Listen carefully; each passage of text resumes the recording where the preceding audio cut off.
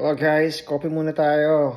Medyo maganda yung temperature ngayon. -4. Nice! Okay, so update lang dun sa Jordan 13, no?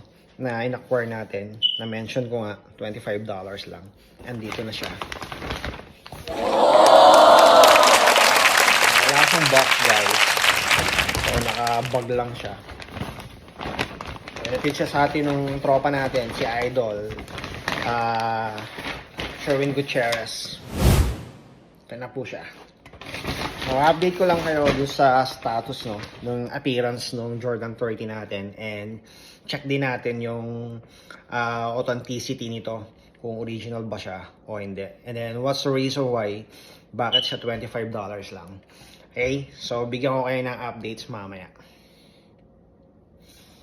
Alright guys, ito yung nabili natin, Jordan 13 Pink Retro.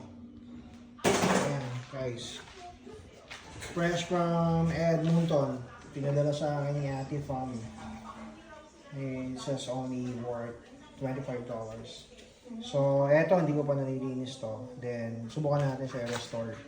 Tignan natin kung ano magagawa natin sa shoes na to. Okay, so abangan nyo.